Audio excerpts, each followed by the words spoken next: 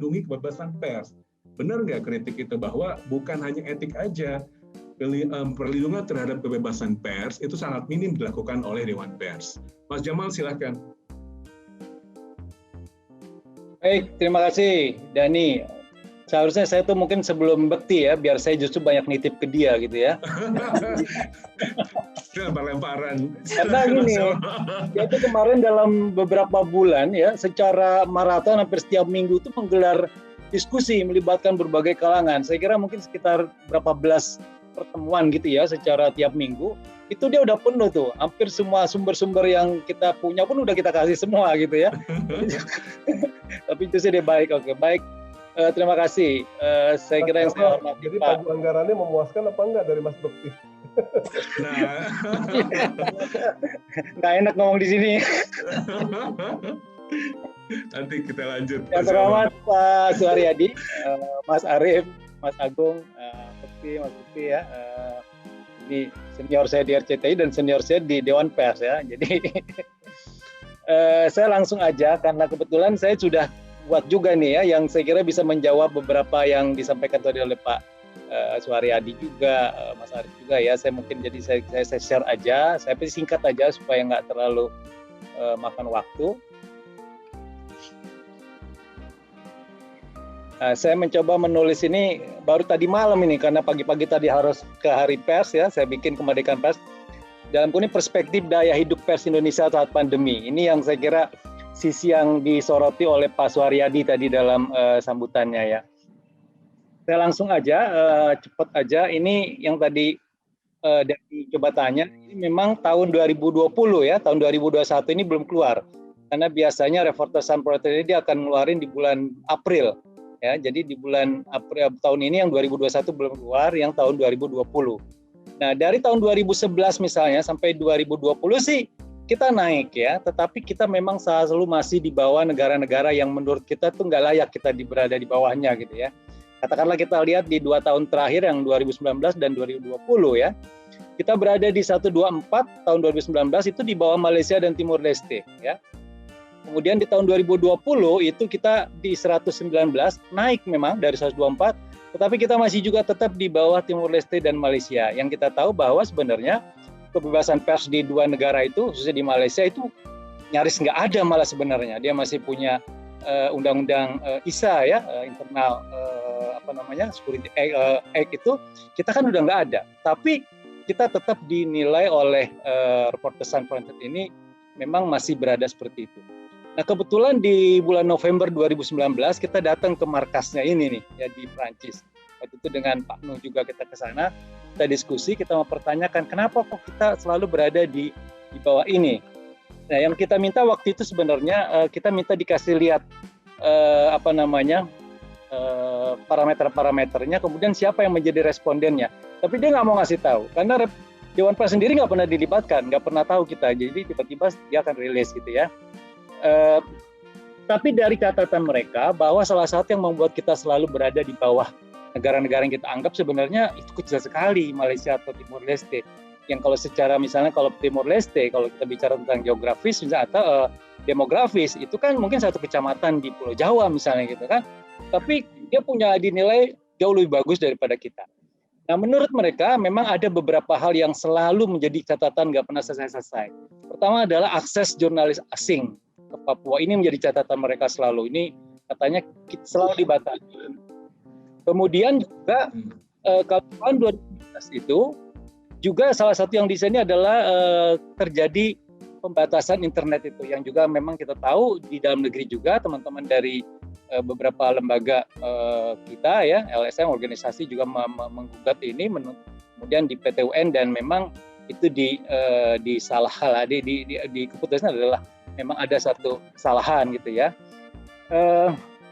Ini di internasional. Kenapa ini kita perlu? Ya memang kita perlu seperti tadi dan dikatakan kita ini perlu belajar juga ya, perlu melihat juga.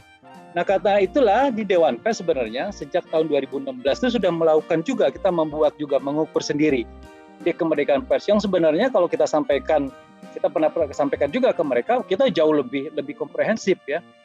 Jumlah pertanyaannya aja itu sekitar 72 item. Jadi banyak sekali, banyak hal yang kita gali dan dari tahun 2016 itu sampai yang terakhir kemarin 2020 itu trennya naik terus. Nah, ini saya coba tulis yang dari 2018 saja karena dari 2018 ini seluruh provinsi sudah dilibatkan ya, 34 provinsi. Sementara dari 2011 itu masih belum semua provinsi. Trennya naik ya. Secara nasional misalnya tahun 2018 itu dari 69 naik ke 73,171 kemudian 75,27. Jadi trennya naik. Bahkan di bidang-bidang politik misalnya, karena itu dikategorikan tiga bidang politik, ekonomi, dan hukum, itu juga semuanya naik ya. Nah, ada pertanyaan, loh kok tren kita bagus ini, tapi kenapa di luar? Nah, ini mungkin ya itu tadi, ada beberapa parameter ukuran yang memang nggak sama gitu ya. Tetapi ini terus kita lakukan, Dewan Pers terus lakukan, bagian dari kita ingin katakanlah memberi menyeimbangkan lah ya informasi. Kalau lu punya ini, kita juga punya. Bahkan ini melibatkan perguruan tinggi, melibatkan sekian orang, banyak sekali yang kita libatkan. Bagaimana metodologi dan sebagainya yang bisa diuji lah, ini bukan oleh kalangan terbatas, tapi umum juga kita bisa libatkan. Nah, saya kira ini kita singkat aja, karena kalau misalnya kawan-kawan nanti mungkin teman-teman mahasiswa butuh detailnya, silakan buka website Dewan Pers. Ini seluruh hasil risetnya dari 2016 sampai 2020 itu udah bisa dibuka. Baik yang bentuknya summary maupun yang lengkap ya, jadi bisa dibuka di website Dewan Pers. Nah, saya langsung aja kebebasan pers ini ya, jadi biar supaya nggak kita karena ini ngobrol-ngobrol aja. Sebenarnya kalau kita mau menjawab ya bahwa memang secara sistem pers kita ini sekarang udah jauh lebih bagus, sudah jauh sangat lebih bagus ya. Kalau misalnya kita bandingkan dengan Orde Baru ya, tadi Mas Bekti juga sudah menyebut, ini kan banyak hal-hal yang sangat membatasi, harus ada SIUP dan salah satunya itu ya yang secara politis, hukum dan juga ekonomis itu sangat mengikat. Jadi nggak semua orang bisa bikin pers ya. Sementara di Orde Reformasi kita katakan bahwa semua orang bisa membuat media gitu kan. Nah, wartawan juga gitu organisasinya, dulu cuma ada PWI, nah sekarang dia bisa pilih, bisa di AJI, bisa PWI, kalau di Jurnalis TV bisa di JTI, kalau dia memang cuma fotografer ya, dia bisa juga bergabung di Persatuan ya, Warta Foto Indonesia. Ini kebetulan 4 organisasi ini udah menjadi konstituen Dewan Pers. Kemudian juga bagaimana kita mau ngoreksi, kan kalau di zaman Orde Baru paling kita koreksinya di surat pembaca, itu pun belum tentu dimuat ya. Meskipun udah dikasih KTP dan sebagainya masih. Tapi sekarang pada proses sejak awal udah bisa kita pantau, sudah bisa kita koreksi. Dan bisa menggunakan saluran-saluran. Kalau misalnya kita koreksi TV nggak harus melalui di TV-nya, kita bisa menggunakan media yang lain. Begitu juga koran. Jadi artinya sekarang sangat terbuka. Sejak awal dari A sampai Z sudah bisa kita pantau dan sudah bisa kita koreksi.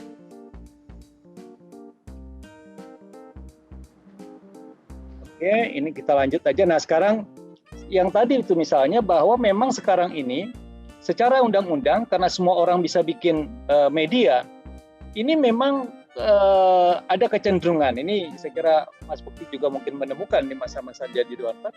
Banyak orang-orang yang hanya bermodalkan, ya kalau saya bilangnya modal 500.000 gitu ya, beli domain gitu, dia udah bikin website seolah-olah bikin kartus ini, kemudian dia merasa udah jadi wartawan, udah menjadi jurnalis, udah mana mengaku wartawan, udah bisa melakukan aktivitas seolah-olah wartawan.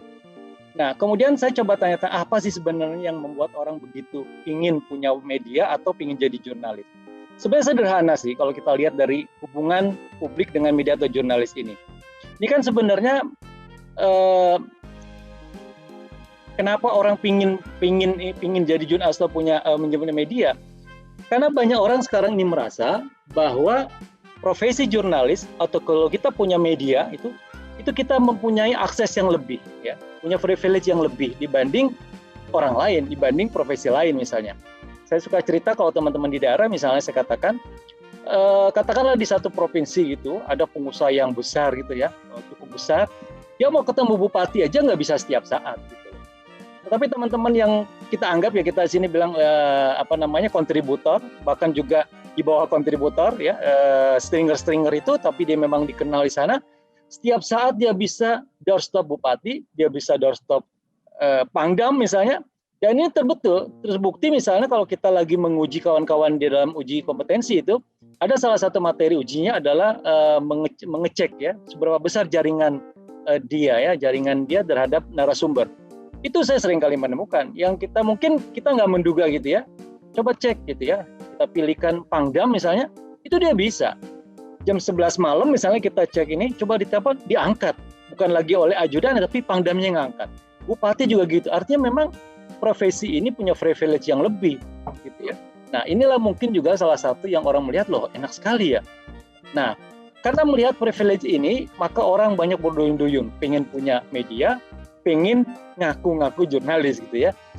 Lebih pada ingin memanfaatkan bahwa dia punya akses dan ini terbukti beberapa hal kita laporan-laporan di Dewan Pers juga ada, kalau sekali yang menyatakan memang ada orang yang punya media yang kerjanya cuma kerjain bupati gitu ya.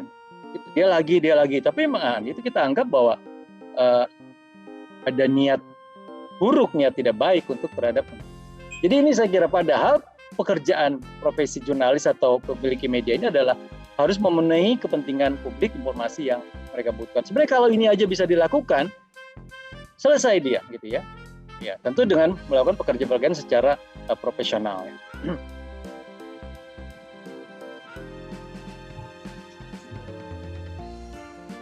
Nah, kalau tadi misalnya Mas Bukti juga coba mungkin nanti bisa ditanya misalnya ke Mas Jamal. Nah, secara sederhana misalnya tadi Mas Bukti nyebut ada kasus yang sebenarnya harusnya nggak dihukum misalnya gitu kan, jurnalis, tapi kok bisa? Saya coba kita pernah bedah waktu itu di Bappenas ini, memang ada beberapa hal ya. Kalau misalnya kita bagi dari internal dan eksternal pers misalnya ya. Itu memang pertama adalah kepatuhan media pers terhadap undang-undang pers itu juga memang belum sepenuhnya. Misalnya ada yang bikin media tapi ternyata belum berbadan hukum. Padahal ini adalah ketentuan undang-undang. Ya. Ini juga salah satu yang ketika misalnya kasus kita sebut adalah kasus di Kalimantan misalnya itu, ini medianya tidak berbadan hukum. Dia sudah melakukan aktivitas, juga nggak jelek juga berita-berita, tapi karena nggak ada berbadan hukum, secara legal formal dia tidak bisa diakui. Karena ini undang-undang. Kalau misalnya soal pemimpin redaksinya harus wartawan utama misalnya, itu adalah peraturan Dewan Pers, artinya penjabaran dari undang-undang. Tapi kalau berbadan hukum, ini adalah undang-undang, ketentuan undang-undang. Jadi kalau misalnya ini saja dia nggak punya, nggak berbadan hukum, maka memang nggak bisa kita bela, gitu ya. Jadi memang pasti ada celah untuk dilakukan proses hukum. Meskipun sebenarnya ini proses kasus ini misalnya kita sudah putuskan di Dewan Pers itu masalah etik karena memang kita nilai produknya itu produk jurnalistik dikerjakan dengan cara-cara profesional bagus, tetapi ya karena lembaganya tidak berhukum dan ini kita tidak bisa bela ya karena memang secara legal formal dia tidak berhukum dan secara undang-undang dia bukan media. Infrastruktur media, organisasi perusahaan, ya model bisnis yang tadi diceritakan oleh Mas Arief juga ini memang mempengaruhi terhadap kemerdekaan pers. Kepatuhan dari kode etik jurnal ini juga ya masih masalah. Kepedulian dan kepatuhan terhadap upaya perlindungan kerja jurnalis ini juga. Jadi ada media-media yang kerjanya cuma nyuruh aja, kerjanya jurnalis suruh kerja, tapi tanpa dibekali dengan ilmu dan perlindungan dan sebagainya. Ini juga kita masih temukan dan masih banyak betul, bukan hanya kita. Godaan kemajuan dan kecepatan sosial media ini juga tadi Mas Arief cerita betul. Karena memang orang karena ngejar kecepatan seringkali mengabaikan ada hal-hal yang sangat prinsip, misalnya disiplin verifikasi yang itu kita ulang-ulang, itu pun dilanggar oleh karena cuma tergiur untuk mengejar kecepatan. Nah kalau dari segi eksternalnya memang belum beratnya pemahaman terhadap kemerdekaan pers ya, seolah-olah itu kalau orang bicara kemerdekaan pers itu cuma kepentingan pers, padahal ketika pers itu tidak lagi merdeka, maka sebenarnya yang dirugikan adalah publik. Publik nggak akan mendapatkan, ini saya kira apa yang tadi disampaikan oleh Mas Arief, betul banget gitu loh. Nggak akan publik yang dirugikan. Jadi bukan kemerdekaan pers itu bukan ansih miliknya pers, tapi ini adalah miliknya publik. Kalau misalnya kemerdekaan itu selesai dikatakan lebih renggut, maka yang rugi nomor satu ya publiknya, karena publik nggak mendapatkan informasi yang bisa dipertanggungjawabkan. Sikap tidak puas terhadap undang-undang pers. Nah, ini juga hari-hari ini dipaksa ada yang memaksa menggunakan undang-undang ITE. Nah, ini juga kawan-kawan kita pun juga ada yang memang belum memahami bagaimana dia berinteraksi menggunakan undang-undang terkait undang-undang ITE. Ini juga ada. Jadi misalnya saya ada temuan teman juga itu dia kontributor di satu daerah, beritanya betul memang dia kirim ke medianya dimuat, tetapi yang dimuat di media sosialnya bukan berita yang ditayangkan di media dia, tapi bahan liputannya itu dia bikin lagi di media sosial. Maka ini bukan bagian dari undang-undang. Nggak bisa menggunakan undang-undang pers karena bukan produk pers, karena dia ditayangkannya di media sosial. Ini masih hal yang sangat panjang perdebatannya. Tetapi ini saya kira kawan-kawan kita memang harus kita ingatkan terus. Kemudian sikap mau enak dan menang sendiri, nah ini juga betul. Kalau dikritik marah, tapi kalau dipuji-puji selalu. Nah, ini mungkin sifat manusia ya. Tapi ini masih terjadi. Kalau isinya puji-pujian, wah hebat nih pers nih. Tapi begitu kritik sedikit, wah pers ini udah nggak layak nih kan gitu. Apalagi kalau pada ujung-ujung saat sekarang minta sumbangan juga gitu ya kan. Wah ini udah susah nih media. Nah, kira-kira gitulah. Nah, saya ingin menyampaikan sedikit tentang yang disampaikan oleh Pak Suharyadi tadi. Memang tadi saya dalam judulnya ada perspektif tentang daya hidup pers nasional di saat pandemi ini. Saya ingin menyampaikan beberapa data-data aja. Bagaimana memang seperti Pak Suharyadi katakan betul, dalam kondisi normal aja tantangan kita itu untuk menjalankan kemerdekaan pers itu berat, apalagi di saat sekarang ini, tahun 2020. Kalau misalnya tadi saya sampaikan tentang IKP yang dibuat oleh Indonesia adalah tahun 2020 itu mengcapture kehidupan 2019. Nah, yang 2020 sekarang sedang diproses melakukan baik dan baru tergambar. Kita belum tahu seperti apa, tetapi saya kira pasti akan banyak perubahan karena yang 2019 itu belum ada COVID, jadi betul-betul masih gambaran-gambaran normal ya. Nah, yang sekarang ini tahun 2020 memang data yang kita lihat misalnya bagaimana kita tentang daya tahan hidup pers kita. Ini kalau dari SPS misalnya, Cetak mengatakan 71% perusahaan pers cetak mengalami penurunan omzet dari 40% Januari April pada tahun 2019 dibanding tahun 2019. 50% perusahaan cetak telah memotong gaji karyawan dengan besaran 2-34%. 43,2% mengambil opsi merumahkan karyawan dengan kisaran jumlah karyawan antara 43,2% mengambil opsi merumahkan karyawan tanpa digaji. Ini juga kita temukan. 38,6% perusahaan cetak sudah tidak berencanakan PHK ya, jumlah karyawan yang maupun yang PHK bersekitar antara 25 sampai 100 orang. Ini cetak ya. Online juga gitu ya, online juga gitu. Revenue turun mereka mengatakan 25 sampai 80% ya tahun 2020 kemarin ini. Bahkan 20% media online melakukan pemotongan gaji dan tidak melakukan pembayaran THR. 15% media online menunda pembayaran gaji dengan durasi penundaan yang bervariatif. Kemudian daya tahan cash flow dan potensi penerimaan anggota terhadap pandemi hanya diperkirakan sampai kemarin, bahkan ini sekarang udah Februari ya, kita belum dapat update lagi. Kemudian radio tadi ada cetak ya, online, radio juga begitu ya. 60% yang mengatakan penjualan iklan itu dari kegiatan off-air. Sementara sekarang kemarin 2020 nyaris nggak ada kegiatan off-air. Jadi revenue iklan berkurang 70% ya. Di pemasang iklan jatuh tempo juga ada, tapi nggak bisa ditagih. Nah, ini saya kira juga dialami mungkin oleh media-media yang lain.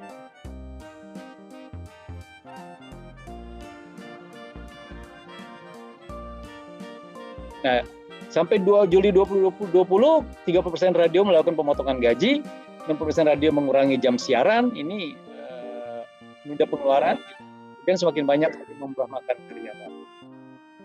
Nah, kalau televisi, ini Mas Arief nih, kalau kita menggunakan data Nielsen misalnya, karena Nielsen itu meng-capture ya memang GDP nasional, itu sangat fluktuatif ya. Jadi Januari sampai Maret saya baca laporannya itu dia masih bagus ya. Jadi dari 15T naik sampai 17T.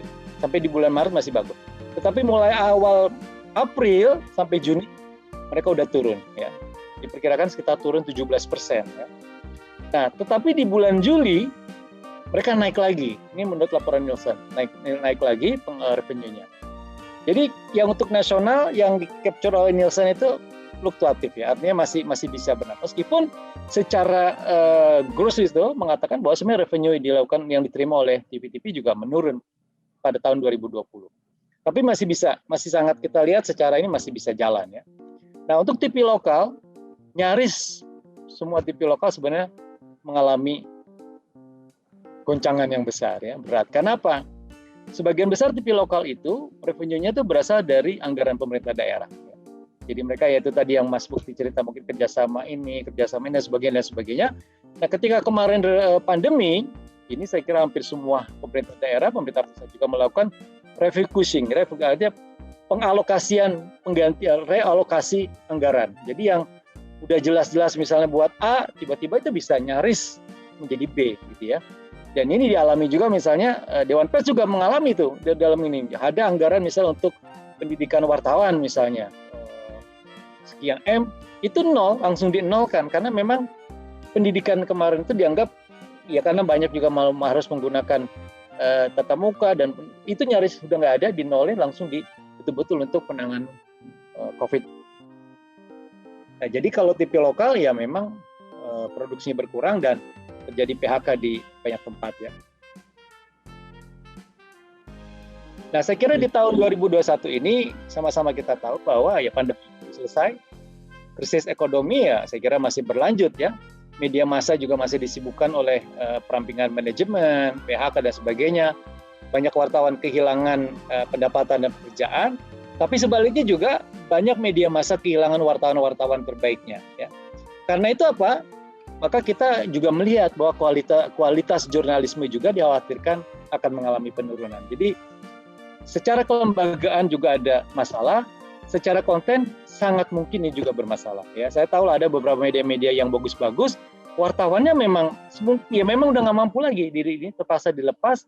Yang kalau kita kemarin sempat datang ke Dewan Pers, kita cerita, mereka paham itu bahwa mereka akan merasakan ada ancaman ini, bahwa kualitas mereka akan turun karena beberapa yang mereka anggap bagus, ya memang mereka nggak sanggup lagi untuk bayar. Nah, media massa masih harus berhadapan dengan masalah survival dalam krisis ekonomi yang terburuk dalam sejarah Indonesia. Saya kira ini catatan saya, kenapa tadi saya sebut dalam judul itu adalah perspektif daya tahannya ini khusus di pandemi, kayak itu tadi. Bahwa kalau yang gambaran indeks kita kemarin itu adalah kondisi yang normal. Maka untuk yang tahun 2020 ya kita belum dapat karena sekarang baru mulai dilakukan surveinya. Saya kira pasti akan ada catatan-catatan dan yang sangat berbeda ya karena kondisinya. Jadi seperti Pak Suhadi katakan, dalam kondisi normal aja kita berat kok ngejalanin ini, apalagi dalam kondisi yang memang dalam segala keterbatasan. Saya kira itu yang bisa saya sampaikan. Terima kasih. Baik, Mas Jamal, sangat komprehensif ya. Datanya jangan-jangan ini saling berkaitan nih. Sebenarnya Mas Bekti sama Mas Jamal satu tim kali ini. Tapi gini, Mas Agung, mohon maaf, kita seru banget bicara dari sisi hambatan data-data dari Dewan Pers dan secara real apa yang dialami oleh Metro TV yang tadi disampaikan oleh Mas Arief. Tapi pertanyaan udah banyak banget sebenarnya. Sebagian besar ke Mas Arief dan ke KPI dan juga yang ke Dewan Pers. Tapi saya ingin Mas Agung menyampaikan dulu deh.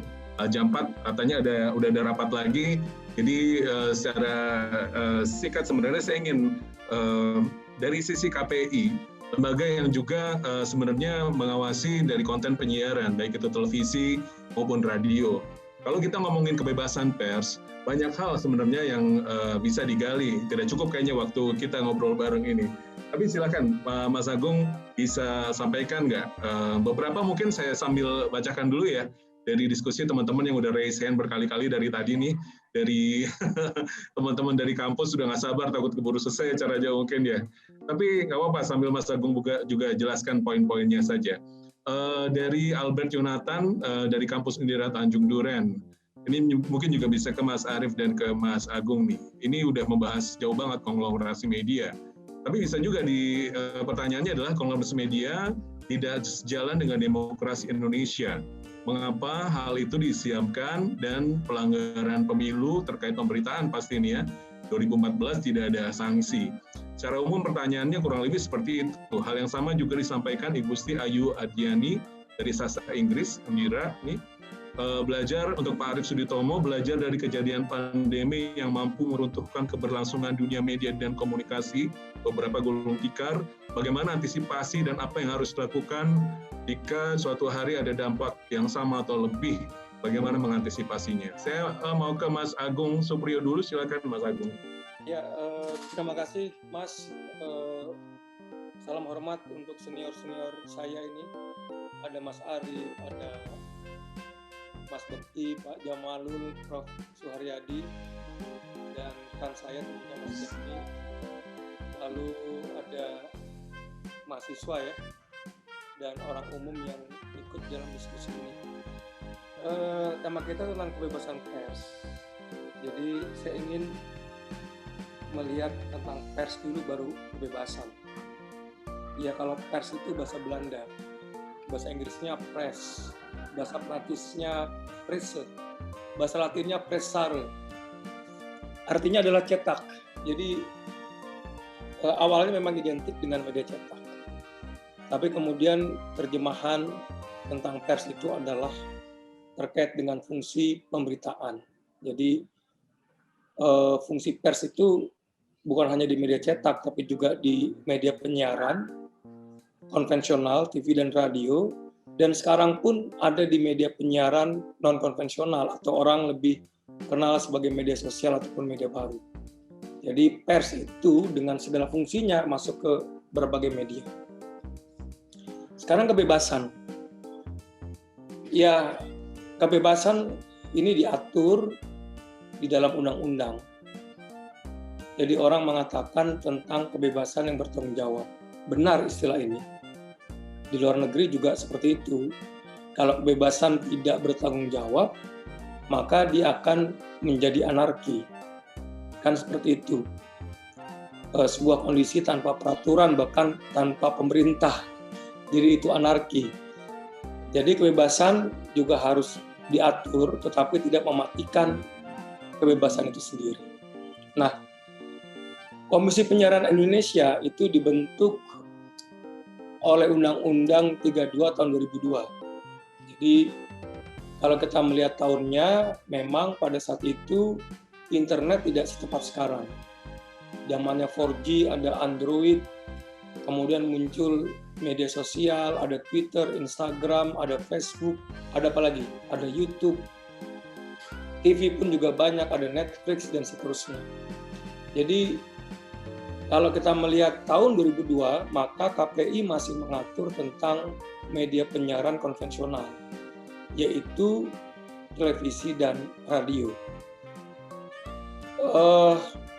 RCTI dan iNews menggugat ke Mahkamah Konstitusi, meminta agar ruang lingkup penyiaran itu diperluas. Bukan hanya TV dan radio, tetapi juga media baru dan media sosial. Tetapi gugatan itu kandas oleh Mahkamah Konstitusi karena menurut MK, kalau dilihat dari Undang-Undang 32 tahun 2002, maka memang undang-undang ini hanya diperuntukkan untuk mengatur media konvensional, TV dan radio. Dan memang harus ada semacam revisi terhadap undang-undang kalau ingin KPI mengatur tentang media baru. Tadi ada pertanyaan seperti itu, kenapa tidak diatur media baru dan media sosial? Nah, kembali kepada kebebasan yang bertanggung jawab tadi. Di dalam Undang-Undang 32, KPI diberikan kewenangan untuk membuat P3 dan SPS. Apa itu P3 dan SPS? P3 itu adalah pedoman perilaku penyiaran, SPS itu adalah standar program siaran. Jadi semacam rambu-rambu lalu lintas lah, atau rambu-rambu penyiaran. Jadi kalau ada lampu merah, mobil harus berhenti, kalau ngebut ditilang. Mirip seperti itu. Jadi di televisi umpamanya ada jam tayang anak dan remaja, ada jam tayang dewasa. Diskusi tentang seks ya, atau bincang-bincang seks misalnya, hanya bisa dilakukan pada pukul 10 malam ke atas. Nah, ini salah satu bentuk regulasi. Iklan tidak sembarang boleh muncul. Iklan rokok misalnya tidak boleh muncul di jam anak dan jam remaja, hanya boleh muncul di jam dewasa, di atas jam 10 malam. Dan itu pun tidak boleh menampilkan orang merokok. Nah, ini artinya memang ada peraturan di dalam kebebasan itu sendiri. Jurnalistik diatur di dalam pasal 22 dengan 35. Ya. Kemudian standar program jurnalistik juga diatur dalam pasal 40 sampai dengan pasal 50. Jadi kebebasan tadi diatur agar kemudian ada tanggung jawab pers terhadap masyarakat. Kira-kira seperti itu. Nah, saya ambil contoh misalnya tentang kekerasan. Boleh nggak liputan tentang kekerasan? Umpamanya demonstrasi atau tawuran, ini kan fakta yang kemudian harus diberitakan. Boleh, tetapi kemudian bagaimana tampilan di televisi itu tidak membuat efek ditiru oleh penonton. Ya, jadi misalnya tawuran itu diambil dari jarak jauh, kemudian durasinya tidak boleh lama. Itu pengaturan di televisi tentang kekerasan. Sebagai contoh misalnya waktu itu ada tayangan tentang demo di Bawaslu atau di mana itu ya, demonstrasi untuk memprotes hasil pemilu. Kemudian ada juga demonstrasi terkait dengan Undang-Undang Cipta Kerja. Itu demonstrasi yang fakta dan memang harus diberitakan. Tetapi kemudian ada anak sekolah SMA atau STM begitu ya, itu ikut dalam proses demonstrasi. Nah, kebetulan KPI bergabung dengan teman-teman dari televisi berita yang namanya Forum Penyiaran, lalu kami diskusi agar tentang anak sekolah itu tidak perlu diliput secara masif karena nanti bisa mengikut sertakan anak-anak sekolah yang mestinya belajar itu ikut turun ke jalan. Bahkan waktu itu sudah terjadi bakar-bakaran di mana-mana. Lalu saya membuat imbauan dalam Forum Penyiaran agar itu tidak perlu kemudian ditayangkan berulang-ulang. Imbauan saya itu beredar kemana-mana, terus saya dikritik oleh aktivis yang mengatasnamakan demokrasi dan kebebasan pers. Dikritik saya. Dan saya jawab bahwa setiap kebebasan itu harus ada tanggung jawab. Kayak tadi misalnya, kita tidak membatasi orang untuk meliput demonstrasi, tidak. Tetapi kemudian kalau diliput ada kebakaran, kemudian ada anak sekolah yang terus-menerus diekspos tanpa adanya pembanding dari kepolisian misalnya atau dari narasumber yang tentang kedamaian umpamanya berbicara tentang damai, itu bisa menimbulkan eskalasi kekerasan yang lebih luas dan masyarakat itu dirugikan. Jadi seringkali saya bertemu dengan aktivis kebebasan pers yang paradigmanya justru anarki, tidak mau ada pengaturan sama sekali. Saya tidak tahu apakah kemudian tadi yang dikutip oleh Mas Bekti atau Pak Jamalul ya, indeks kebebasan pers kita rendah banget daripada Malaysia yang punya Internal Security Act tadi. Bahkan dibanding Timur Leste. Dibanding Malaysia lah yang masuk sebagai kategori negara otoritarian. Apakah paradigma mereka itu berbeda dengan paradigma kita? Karena background saya akademisi, saya dosen ilmu politik, belajar juga tentang indeks itu, pengukuran demokrasi. Jadi memang agak aneh, ya. Apakah ini masuk ke dalam kategori kebebasan pers? Nah, kalau saya melihat bahwa kebebasan itu harus bertanggung jawab. Tadi terkait dengan kekerasan dan demonstrasi. Nah, ini kaitannya dengan KPI. Nah, saya memang sering melihat lebih luas lagi tentang liputan-liputan yang kerap kali kemudian dilupakan oleh reporter televisi umpamanya ketika mereka meliput bencana. Ya. Kalau meliput bencana itu jangan sampai kemudian yang diwawancara itu adalah anak kecil ataupun paranormal. Lalu kemudian korban tertimpa reruntuhan itu tidak boleh ditampilkan sedemikian rupa. Jadi dia harus di-blur atau kalau perlu tidak perlu kemudian ditampilkan. Liputan tentang teroris yang terakhir juga tentang interogasi. Ini catatan dari KPI. Jadi interogasi oleh kepolisian itu kan bersifat rahasia.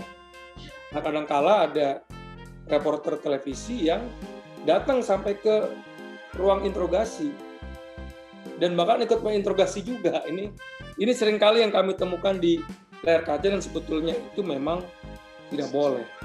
Nah, itu adalah P3SPS, rambu-rambu dalam penyiaran dalam kaitannya dengan jurnalistik.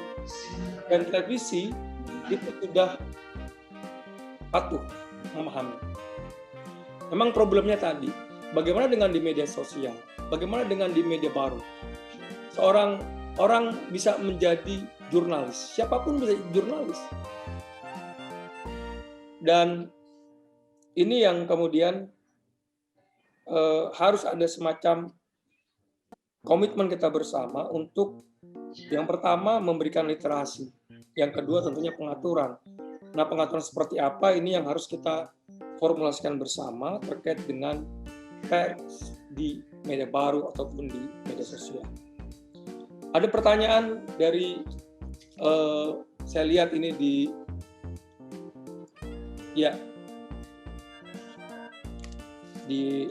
Zoom ini tentang 2014 KPI terkait dengan pemilu.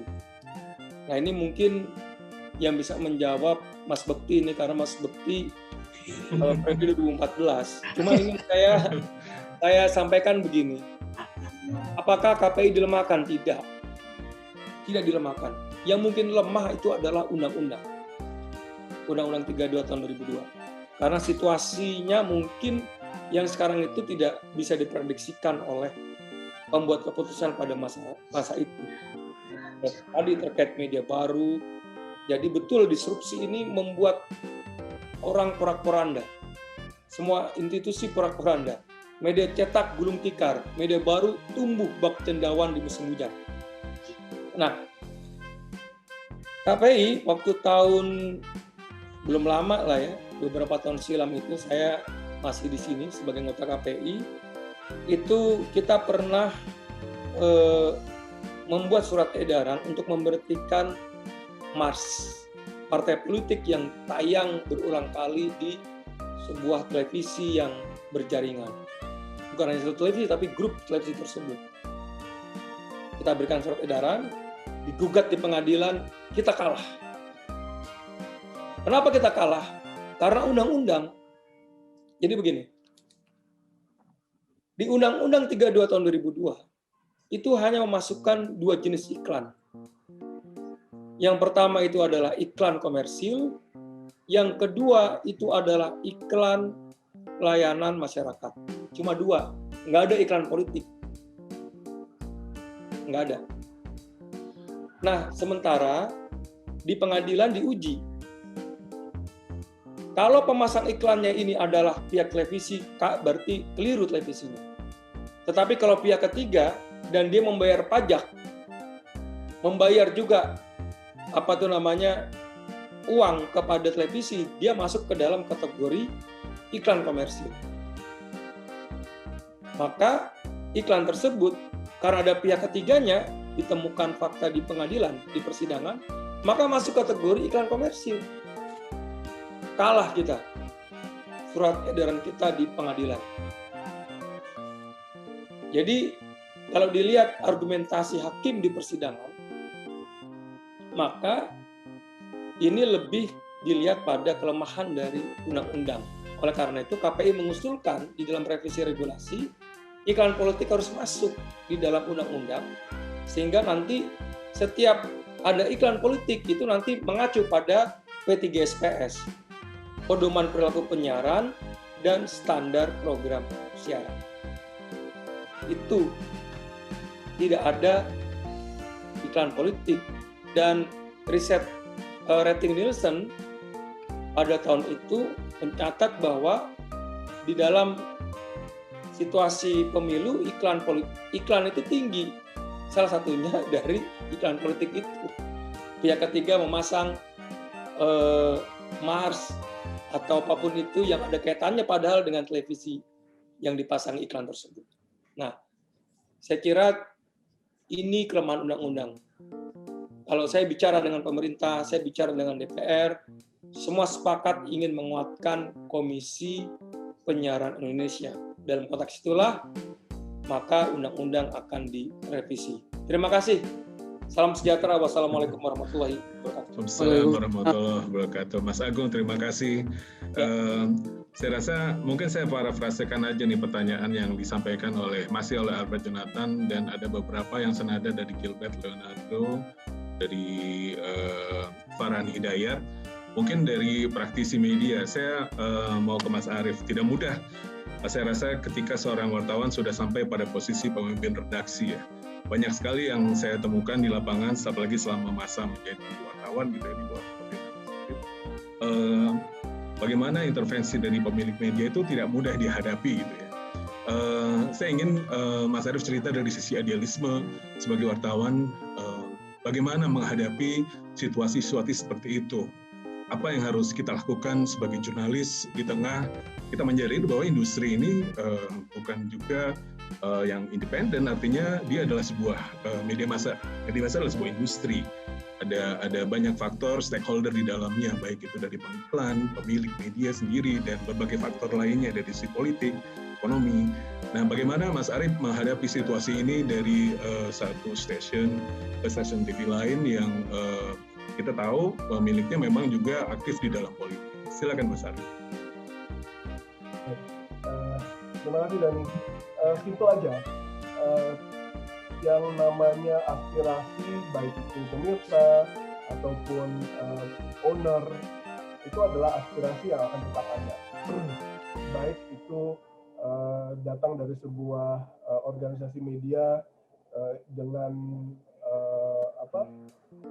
dalam perusahaan yang terbuka atau yang memang masih privately owned. Aspirasi owner adalah aspirasi owner. Tapi satu hal yang bisa saya jawab ya, sesuai dengan pengalaman, ini benar-benar sesuai dengan pengalaman. Owner itu manusia juga yang pada dasarnya memiliki berbagai macam kepentingan dan berbagai macam prioritas. Dalam situasi tertentu, dalam kita menghadapi beberapa topik tertentu, bisa itu politik, sosial, budaya, bahkan kepentingan bisnis, banyak sekali yang saya temukan adalah ruang buat diskusi, ruang buat komunikasi, dan atau ruang buat negosiasi dalam bagaimana kita merumuskan editorial yang kita akan siarkan ya. Karena kalau urusan editorial itu memang kan urusan Pemret dan timnya. Nah, dalam kita merumuskan editorial tersebut, memang berbagai macam aspirasi itu masuk. Bukan hanya owner, tapi juga kepentingan-kepentingan lain.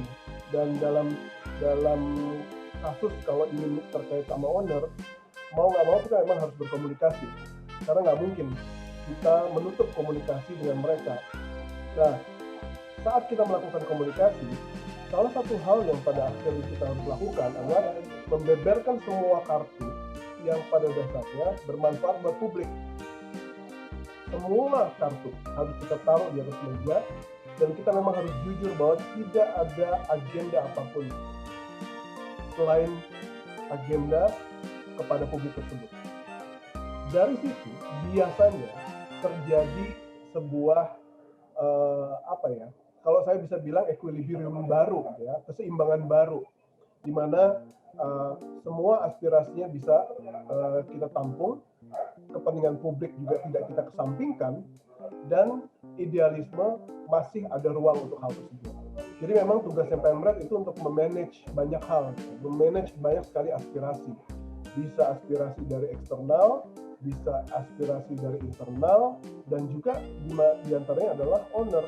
Dan saya pikir apa yang saya jelaskan ini pasti juga pernah dialami oleh banyak pemimpin redaksi yang lain.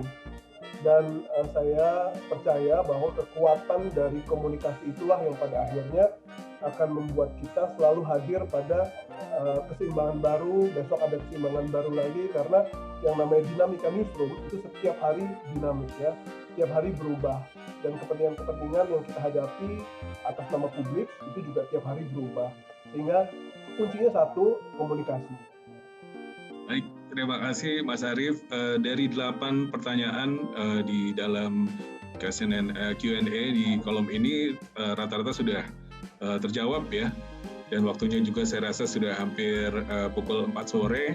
Tidak terasa banyak sekali sebenarnya bisa diskusikan lebih jauh lagi nih, tapi saya minta mungkin Prof. Suharyadi bisa menutup acara ngobrol-ngobrol online kita hari ini. Sebelumnya saya ingin mengucapkan terima kasih Mas Arief Suditomo. Saya harapkan kita masih bisa bertemu lagi ya Mas lain waktu. Mas Bekti dan Mas Jamal, terima kasih data-datanya. Kita bisa bahas lebih awal nih ketimbang sebelum dilaporkan ke Bappenas. Dan Mas Agung, luar biasa kesempatannya Pak Ketua, waktunya yang sedemikian padat, jam 4 sudah ada Zoom meeting lagi, sudah bisa bergabung dan menjawab pertanyaan rekan-rekan mahasiswa sekalian. Saya harapkan nanti mungkin ada kesempatan lagi untuk kita ngobrol bareng lagi ya, Pak Ketua. Terima kasih. Saya persilakan Prof. Suharyadi. Terima kasih Mas Dani. Luar biasa ini ya, pemaparan dari semua narasumber ya, sesuai bidangnya masing-masing. Memang ini masalahnya cukup berat dan sekaligus juga memerlukan pemikiran yang mendalam sebenarnya untuk diskusi ya. Cuman ya bagaimanapun waktu memang sangat terbatas. Tentu tidak mungkin permasalahan pers nasional ini dibicarakan dalam waktu yang hanya 2 jam. 4 narasumber, berikut tanya jawab, walaupun tanya jawabnya otomatis agak terbatas, baik yang bertanya maupun yang menjawab ya. Dan ini memang nanti kita harus atur sedemikian rupa Mas Dani. Ini penting sekali ya. Semua pemikiran-pemikiran yang telah beliau sampaikan tadi semua sangat bermanfaat. Dan memang masalah pers Indonesia itu nggak pernah akan selesai dibicarakan. Selalu akan ada masalah-masalah. Misalkan tadi Mas Agung Supriyo mengatakan bahwa yang dilemahkan bukan KPI, tetapi undang-undangnya yang masih lemah. Ya. Dan ini akan ada upaya untuk merubah undang-undang. Tapi nanti kalau undang-undang sudah dirubah, tetap ada muncul masalah baru lagi. Selalu akan begitu ya. Dan itulah memang dinamika kehidupan seperti itu. Kalau tidak ada hal-hal seperti itu ya hidup ini menjadi hambar, menjadi tidak nyaman. Tidak perlu orang-orang selevel Mas Agung yang memimpin KPI ya dan menyuarakan nurani masyarakat ya. Tidak perlu seorang seperti Mas Bekti yang peneliti Bappenas yang luar biasa temuan-temuannya di lapangan ya. Dan tidak perlu Mas Arief Suditomo yang pengalamannya sangat luar biasa. Dan penjelasan terakhir tadi sebenarnya bisa ditarik jadi panjang lagi, karena bagaimanapun kita juga tidak bisa sampai kepada dapurnya bagaimana si aspirasi owner dan intervensi pemerintah itu bisa ketemu sehingga ditimbul kebijakan redaksi yang akan memuat berita apapun ya. Ini satu rahasia perusahaan yang tidak mungkin diungkap semuanya. Tetapi itulah perjalanan dalam kehidupan pers kita ya. Bagaimanapun kita tidak bisa melepaskan diri dari kepentingan owner, itu harus diakui ya. Owner membeli apakah TV, apakah surat kabar dan lain sebagainya pasti punya kepentingan. Sehingga mempertemukan kepentingan berbagai pihak dan khususnya masyarakat tidak terugikan itu yang tidak mudah. Karena seperti Mas Arief tadi sampaikan bahwa insan pers itu yang hebatnya adalah dia tidak pernah merugikan masyarakat. Dia bertanggung jawab terhadap masyarakat. Walaupun dalam kenyataannya insan pers yang mana? Ini kan dipertanyakan lagi. Karena insan pers juga sangat variatif, sangat heterogen. Ada yang bertanggung jawab, ada yang kurang bertanggung jawab. Ya. Nah ini yang permasalahan-permasalahan semacam ini yang saya kira terus akan diperbincangkan, apalagi menghadapi nanti saya kira mudah-mudahan pada waktu pandemi sudah bisa berakhir, masalahnya juga akan berbeda lagi ya, dan kita perlu diskusi lebih lanjut. Mas Arief, Mas terima kasih sudah diundang. Ya, Mas Jamalo, Mas Agung Supriyo, Mas Bekti, dan saya tidak ingin ya, karena semuanya punya waktu yang sangat ketat ya. Saya tahu ini Hari Pers Nasional, semuanya punya acara-acara yang sangat padat. Saya tidak ingin mengganggu Anda lagi ya, sudah terganggu 2 jam waktunya. Terima kasih, sampai jumpa lagi pada acara selanjutnya yang kita akan susun kemudian. Terima kasih Mas Dhani, sebagai moderator yang luar biasa. Ya, cocoklah sebagai kajur komunikasi di Undira. Insya Allah Undira walaupun baru 3 semester nih Bapak Ibu sekalian, tapi bisa menyelenggarakan kegiatan-kegiatan yang bermakna dan baik bagi masyarakat banyak. Assalamualaikum warahmatullahi wabarakatuh. Waalaikumsalam warahmatullahi wabarakatuh.